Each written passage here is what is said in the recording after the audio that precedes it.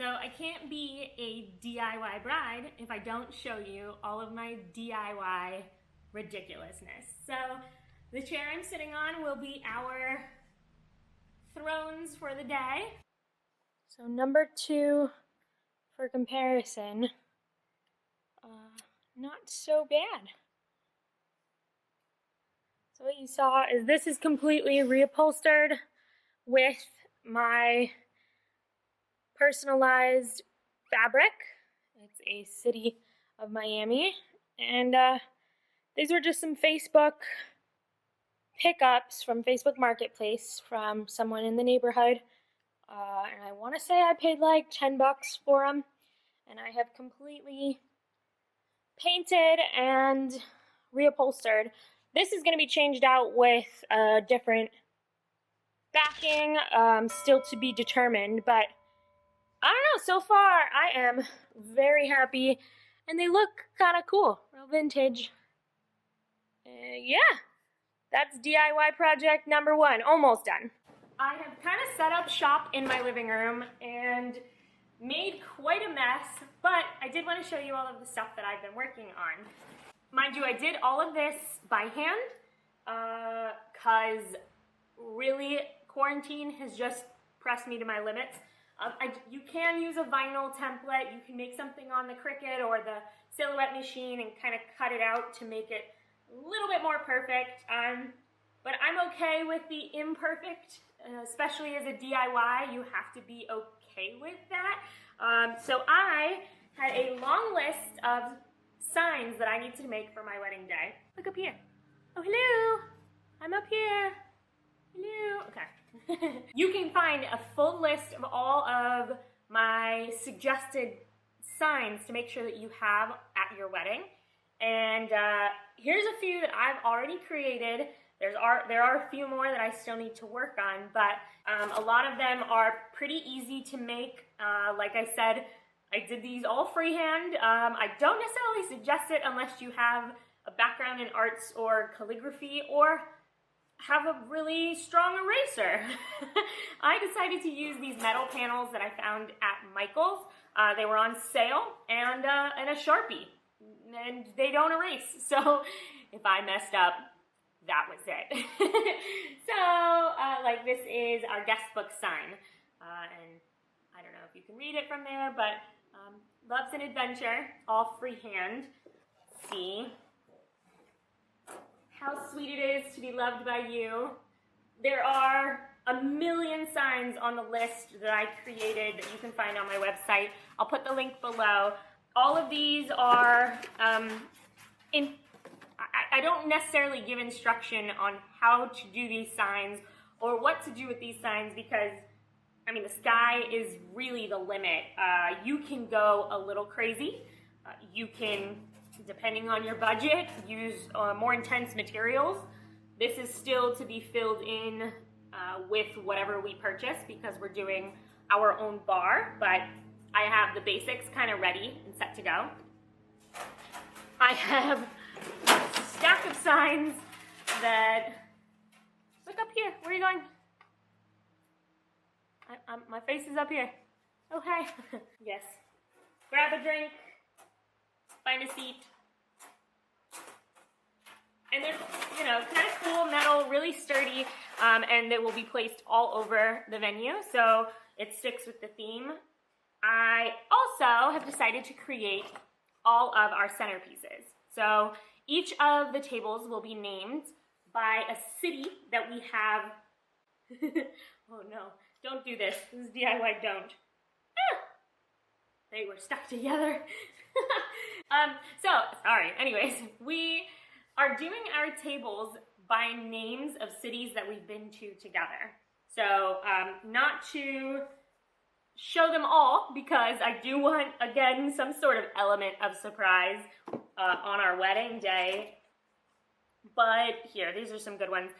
These again, I'm a lover of Michael's. These are just Michael's frames that were on sale. The backs are not even done. I'm going to determine what I'm doing with that eventually as well. But they were all painted gold to go with the theme, and I used a cutter to cut out the words. and all of the pictures are of wherever we visited. So in this case, Chicago, and the same in Lima. So we have a few different tables.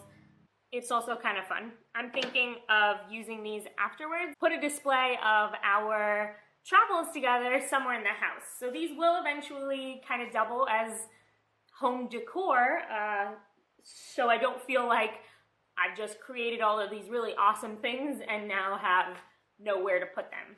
So I'm kind of double dipping. The other is a bucket of paper airplanes. These are going along with the decor. The theme is travel. So I sat there and folded about 150 of these adorably tiny paper airplanes. It took me forever, but I was binging a television show on Netflix anyways, so I put my hands to work and made about 150 paper airplanes. The other, as you all know, is my really awesome bouquet. Now, I do think this needs a video of its own because it is kind of spectacular, but my thoughts on flowers are kind of unique. I love them so much that I don't want them to die. So instead of killing my flowers, I made some paper ones. So here is almost final version. It's not really complete, but of my wedding bouquet, and it is entirely made out of paper. And it took quite a long time. If you don't have patience, this is a bad idea because, yeah, it's a freaking masterpiece, but, did it take forever. I do have ribbon and things that I plan on attaching to the base so that it has a ribbon flowing from the bottom. I do plan on doing all of my bridesmaids and the boutonnieres out of paper. So I still have quite a bit of paper folding to go. But I will make a video coming soon with more information on this and links to the designs that I used for all the flowers so that you can try and do this yourself if you're interested in following suit. I used the colors for the wedding, so golds, blues, whites. The only thing I didn't use is a silver, but I did have that incorporated in the ribbon that's going to be attached to the bottom. And I will put more of the colors into the bridal party bouquets, but I didn't want to necessarily put as much color into mine, just being that it was my my bigger bouquet. This is also like pretty massive. I mean, look at the size next to my head. I don't intend for it to be this big for my bridal party as well. And tip for anyone, whether you're using real flowers or fake, this is a awesome addition to your centerpieces. Depending on the number of bridesmaids you have, the number of bouquets, especially if they're not going to be sentimentally attached to them and it's not a very unique DIY that they could then keep forever. If you plan on having these bouquets, why not put them in a vase in the middle of each table? So say you have 5 or 6 bridesmaids, scatter the vases throughout the centerpieces, and once the ceremony is over, they can just easily put them into their assigned table vase. They'll keep fresh and make for an adorable little centerpiece as well. So I do plan on incorporating these two into parts of our centerpieces, which will add so that I'm not making so much extra decor when I have something handy already. Little itty bitty flowers. Look how little. I feel like I've been already going so DIY crazy, but in reality, quite a bit of it is online. I've been doing my own invitations, save the dates, programs, and etc. So there's a lot of digital things that come with being DIY. Most of that I'm also not going to actually produce until a little closer to the wedding, because I'm not going to have all of the details to put into the program or to the invitation until closer to. I may not have all of the details for the drink orders or things like that. So as things are getting closer to the date, more and more of my DIYs will become visible to the public. So as I create those, I will start sending links. I am going to have another DIY instructional with my bouquet, and I will show you also some of the cool things I've been doing online and some of the resources that I can suggest, especially for someone who's trying to do this on a budget and make sure that they can put their own personality into it. So another part of the centerpieces is going to be wine bottles. I mean, they're very easy to come by, especially during a pandemic. I asked my neighbors and my friends and my family to drink, and they had no problem with it. And I have collected, upwards of like 100 and something bottles, probably way more than I need, but I guess the worst that came of it is I made all of my friends and family drunk and happy during a quarantine. So I'm not really too bothered by it. And the worst is I recycle them if I have too many. But I've come up with some like really awesome uses for wine bottles in the meantime. For specifically the wedding, we're spray painting them. So depending on the size, depending on where they're supposed to be located, we have done a variety of things. I do have to shout out to all of my friends and my family. My soon-to-be mother-in-law has been going extra crazy intense and has made some beautiful wine bottles, and I couldn't have been more appreciative. It's been a very interesting project trying to do all of these and store them all. I think that's the biggest issue, is finding a place to put 100 spray painted bottles, but it's been amazing and I'm so excited. So this is done by a complete stranger, also. I have neighbors who asked neighbors to just have fun. And so the wine bottles are all painted and even taped off to kind of show cool designs. And they're all done just a little differently, depending on the mood of the designer, whoever was helping me. And here I actually have one that's not completed, but you have an idea of what's happening. So all we're doing is using some masking tape, taping it off in a super random pattern, and spray painting it. So this one was done when the bottle of spray paint was running out. So you can see it kind of half done.